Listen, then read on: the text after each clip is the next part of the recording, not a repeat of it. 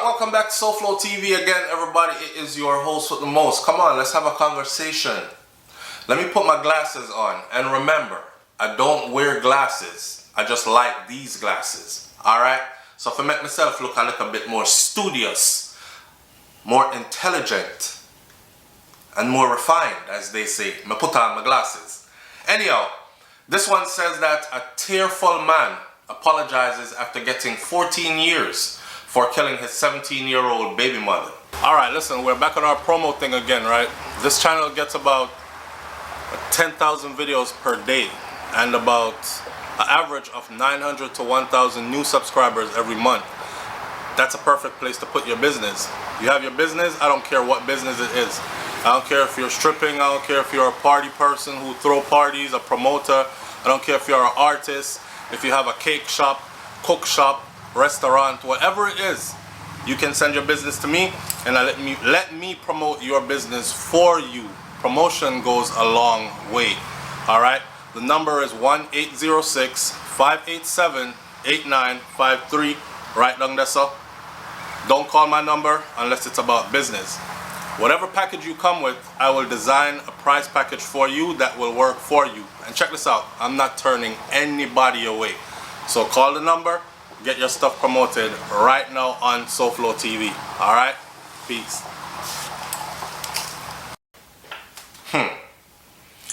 There's something going on here within the Jamaica justice system that I've been saying it for years, but it's not changing. Much like other things that I've been saying for years, and nothing has changed. However, let's run through the story first, and then I'm going to show you exactly what this is and exactly how the system actually helps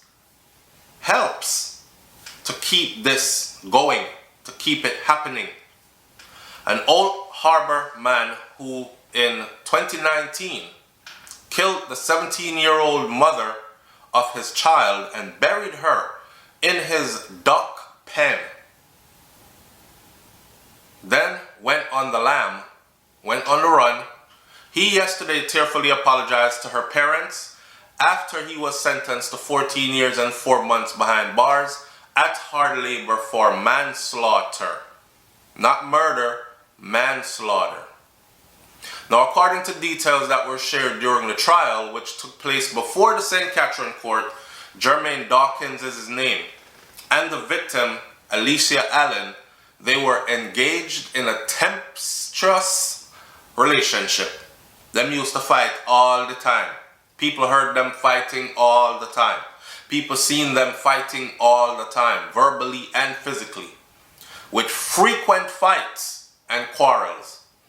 Now, according to information shared in the courts, Dawkins' mother said that the two constantly quarreled, and she told them on the need to separate, leave each other alone if you can't live in love. This is not right.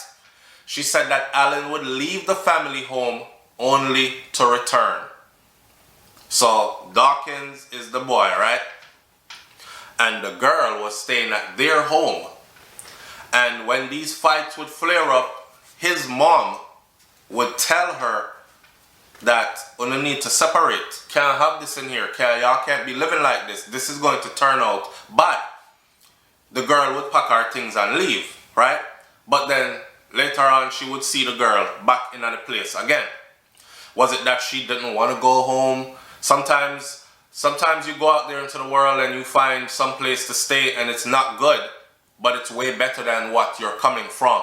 So people see you living in those situations, they're like, Lord God, me couldn't live like that. But for you, it's an escape from something worse. So I don't know if that was the girl's situation, but she kept ending up back in the home as a count of what his mom said in court. Allen's own father, which is the girl's own father, who described the relationship as rocky and violent, also said that the two would quarrel and fight often, and that on more than one occasion his daughter would make reports to the police about the incident. Girls, females, women, ladies, listen, if your relationship ever gets so serious that you need to involve police, then that is the go sign. that is where, I don't care how much your heart is involved, you're going to have to leave that alone. And the sooner, the better, before it becomes your life, like in this situation. Now, according to Dawkins himself, things finally came to a head. This is his testimony now. The girl, Dawkins, which is the youth that's getting the murder charge, that killed his baby mother, his mom testified, walk with the story, his mom testified in court that the girl used to stay over at their house and they would fight and quarrel all the time. And she told them that it get violent, and if you leave, when you shouldn't be together. Her father, the girl father, even said that the relationship was rocky, in his own words, quote unquote, rocky and violent. You seen your daughter in a rocky and violent relationship, and you can't do anything to get her to leave this youth alone. Now, according to Dawkins himself, the one who is getting the charge now, Dawkins himself said that things finally came to a head during a confrontation between him and Allen, which is the girl, at his home, the same home where the mom said she would leave but then come back. Right at his home in Old Harbor Day, on the night of September 7th, 2019, Dawkins, in a caution statement, said that he and Allen were in a bedroom and they were talking when she told him that she had set up a man to kill him, but that the man died 3 days prior. Somebody set somebody up to kill you, you know. God know me, he want to kill you. Me pay one hitman to kill you. You're lucky because him dead 3 days before him he's supposed to kill you, is what she told him, according to his words. Dawkins, in a caution statement, said that upon hearing that, he got very upset. What do you mean you set up man to kill me? Me and your man. So you would have set up some... You serious or you a joke? And she said, no, I'm dead serious. He then claimed that Allen pushed him in the chest and he pushed her back. He said that she then grabbed a knife and she started to push off his face. So for those of you who don't know what that means, she grabs a knife here and she starts push off your face. Hey you see what I'm saying? This and that. And it's a kind of a thing that they do, right? I'm ready to fight. I'm ready for anything you got. I'm gonna hurt you kind of thing. Push off my face. She grabbed the knife and started pushing off. First of all, I don't believe none of his story. Let me cut that before I go any further. I don't believe that at all. Because why would she tell you that she set you up to get killed in the first place? And then tell you that the hitman died 3 days before and was supposed to come kill you. And then you get upset over that and she grabs a knife. So a knife was just readily laying around in the bedroom just like that. So she grabbed the knife and started push off your face just so. It makes no sense. It makes no sense. But anyhow, that was his story. He said that she then, Dawkins said that he grabbed the knife from her and grabbed her by the throat and squeezed. This is his own testimony. According to Dawkins, he never expected it for her to die. Him said, "Me never expect for she dead." He said she dug into his eyes and then he saw that she had stopped wrestling. She was fighting for her life. She even dig out him eye them and then she just stopped move because he was still squeezing. He said he became frightened and he let go of her, and at which point she fell to the ground breathing heavily. He said that that is when he saw she stopped moving and he realized that her eyes had even rolled back. He panicked. He said seeing the duck pen in the back and the hole that he had placed the body in there where he buried her. However, now this is a duck pen, you know, like chicken coop, duck pen, a chicken coop, a duck pen, in bury her right back there so. He dug the hole behind the duck pen and buried her there. However, according to a relative who became a prosecution's witness, a relative, you know, who became a prosecution's witness, here's why. Said that Dawkins, while moving the body from the room, had seen him in the house and asked him to help him to move the body.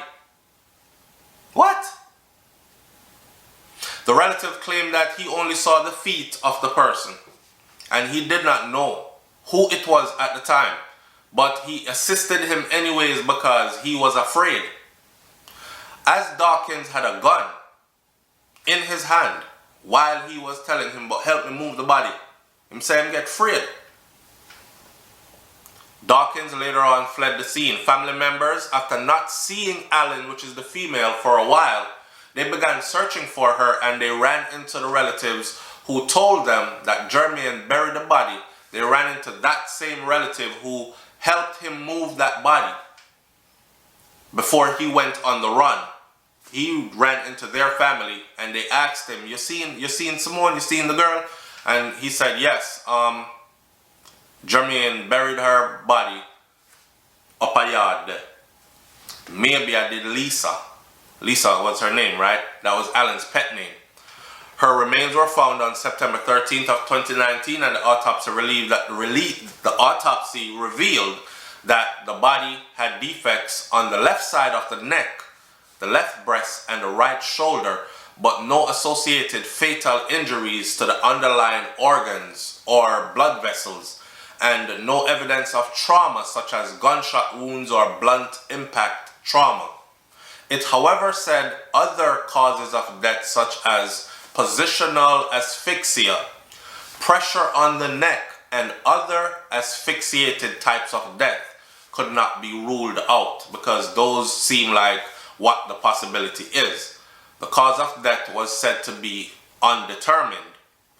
Dawkins ran from the police for a while until he was captured and he was sentenced, or he is now in court and being sentenced based on the fact that he pleaded guilty. Listen to this. Yesterday, senior judge, Justice Carol Lawrence Beswick, this is a female judge, I'm guessing, in handing down the sentence using 12 years as a starting point.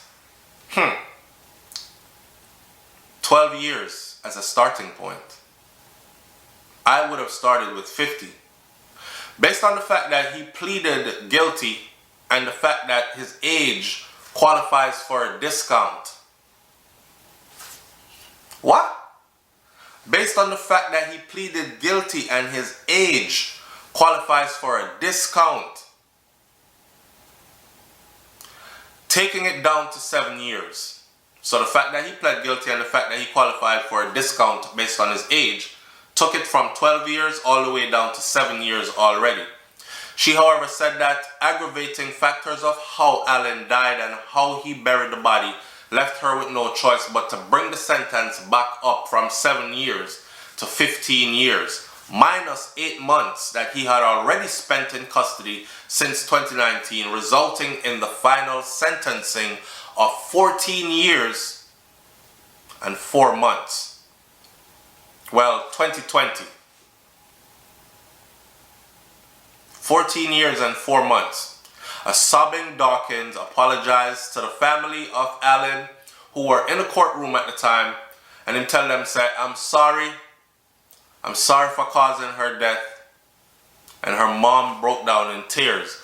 Dawkins, during the question and answer with the police prior to his trial, said that he was sorry and he wished that he could give the mother of his child back life. Just for she live again, he said.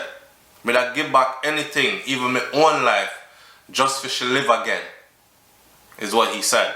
Young, dumb, handled everything the wrong way, but nonetheless committed a murder.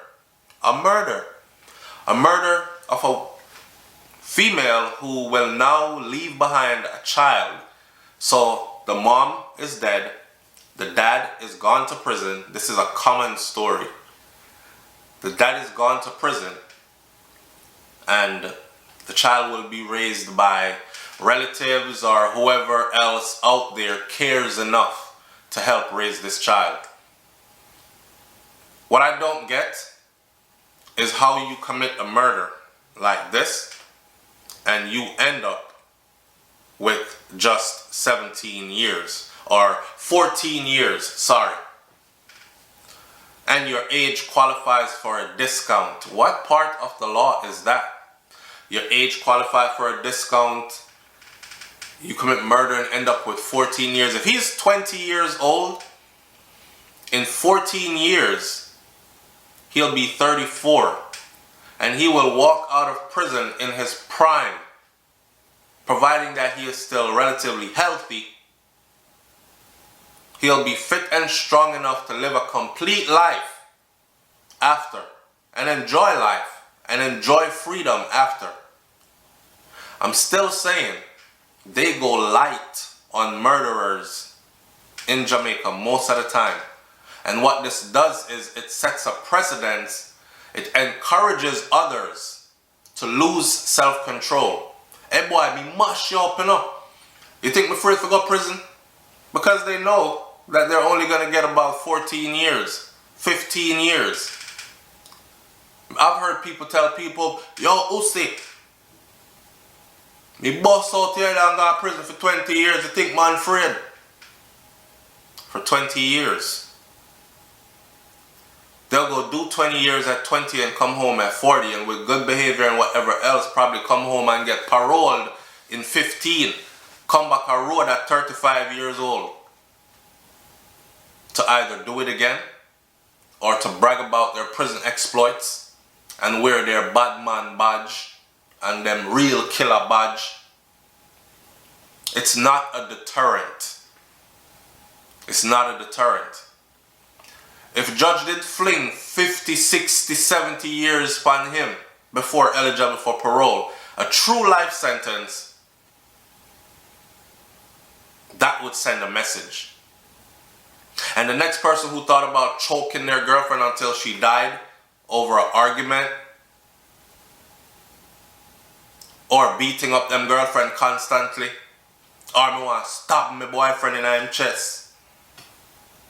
The next ones that think about that, they would remember that they're not coming back out. Since we're done with the death penalty, at least let the prison sentence reflect the crime and justice be served. Talk to me and tell me if I'm wrong or right in the comment section below. It's SouFLoTV. That's an update to a story we covered previously. I'm out. Peace.